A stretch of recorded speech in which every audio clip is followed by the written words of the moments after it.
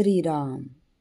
साधक हो, सध्या आपण सोमवार ते शनिवार श्री ब्रह्मचैतन्य गोंदवलेकर महाराज यांच्या परंपरेतील साखरखेर्डा येथील संत परमपूज्य श्री प्रल्हाद महाराज यांचे श्री देवीदास अमृत मोहरीला लिखित संक्षिप्त चरित्राचा आस्वाद घेत आहोत.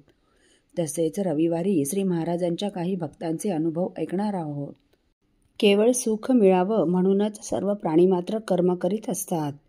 कोणाही जीवाला दुःख मिळावं असं वाटत नाही आणि आनंदाच्या प्राप्तीसाठी म्हणजे पर्यायाने त्या परमात्म्याच्या प्राप्तीसाठी सर्व जीव प्रयत्नशील असल्यामुळेच प्रत्येक प्राणी मात्र हा आस्तिकच आहे. परंतु तो शाश्वत आनंद कसा व कुठे मिळेल हे निश्चितपणे माहीत नसल्यामुळे मनुष्य त्या आनंदाचा शोध घेत सर्वत्र फिरत असतो. जे कर्म घडे सौख्यास्तव सगळे ते परीपदरी दुःखची येते, अशीच सर्वसामान्यपणे सर्वांची परिस्थिती होते. शिक्षण, नोकरी, पैसा, लग्न, घर बांधणे हे सर्व मनुष्य आनंदाच्या प्राप्तीसाठीच करतो ना. हे केल्यावर मी सुखी होईल असेच वाटत असते.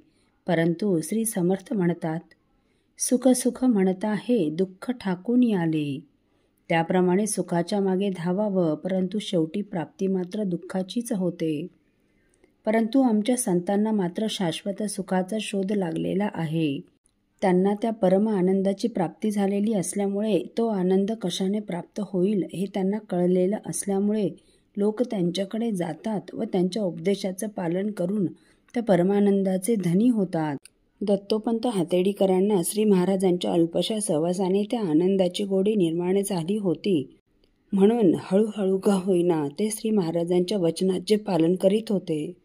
जमेल तेव्हा सायन उपासनेला येत होते. उपासनेची गोडी जसजशी वाढत गेली तसे ते कधी सकाळच्या काकड्याला, तर कधी पूजेच्या वेळी, कधी पोथी वाचनाच्या वेळी, तर कधी सायन उपासनेला जशी सवड मिळेल तसे मंदिरात येऊ लागले.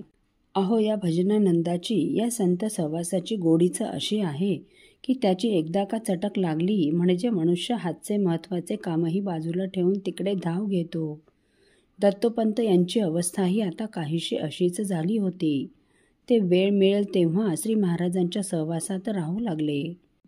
गावातील काही मंडळी व परगावाहून आलेली मंडळी श्री महाराजांकडून अनुग्रह घेताना दिसत तेव्हा त्यांनाही आपण श्री महाराजांचा अनुग्रह घ्यावा असे वाटू लागले. अनुग्रह घेण्याची त्यांची तळमळ तीव्रतेने वाढू लागली. एक दिवस अंढेरा येथील सद्गुरू भक्त गोविंद दंडे श्री महाराजांच्या दर्शनास आले. त्यांचे दर्शन घेऊन झाल्यावर श्री महाराज गोविंदास म्हणाले, अरे गोविंदा, दत्तोपंत हातेडीकरांना मंत्र घ्यावयाचा आहे ना, मग घेऊन ये त्यांना. लगेच गोविंद दंडे यांनी श्री महाराजांचा हा निरोप दत्तोपंत हातेडीकरांना त्यांच्या घरी जाऊन सांगितला. अनुग्रह घेण्याची आपली इच्छा श्री महाराजांनी ओळखल्याचं पाहून ते सद्गदित झाले आणि लगेच गोविंद दंडे बरोबर ते धावतच मंदिरात आले. श्री महाराजांना साष्टांग नमस्कार घातला व हात जोडून म्हणाले, महाराज, आपण मला अनुग्रह देऊन कधी कृतार्थ करणार याची मी वाटच पाहत होतो. आज तो कृपेचा दिवस उजाडला आहे, परंतु आपण घरी येऊन श्री रामरायाला नैवेद्य करावा व अनुग्रह देऊन मला कृतार्थ करावं अशी विनंती आहे. श्री महाराजांनी त्यांची विनंती मान्य केली व रामरायाला त्यांच्याजवळ देऊन श्री महाराज सौ जिजीमायसह त्यांच्या घरी गेले.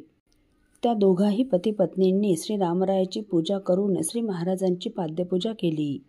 श्री महाराजांनी त्या उभयतांना त्या दिवशी म्हणजे अश्विन शुद्ध नवमीला अनुग्रह देऊन कृतार्थ केलं. जोपर्यंत खरं सुख कशात आहे हे माहिती नव्हतं तोपर्यंत त्या खऱ्या सुखाचा ते तिरस्कारच करीत होते. खऱ्या सुखाकडे पाठ फिरवित होते.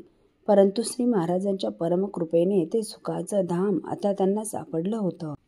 आनंदरूप होण्यासाठी ते आनंदाचं निदान त्यांनी जोडलं. आता उपासनेचं प्रेम त्यांचं सारखं वृद्धिंगत होऊ लागलं.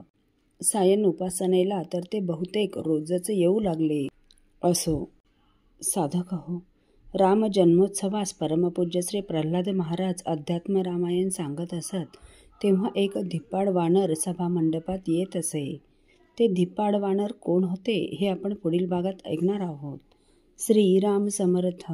आपल्यातील कोणा श्रींच्या भक्तांना श्रींचे काही अनुभव आले असतील तर कृपया आपण मला ते 9422843253 अथवा सुनील दादांच्या 9892608401 या व्हॉट्सअप नंबरवर कळवावेत अशी नम्र विनंती. श्रीराम समर्थ.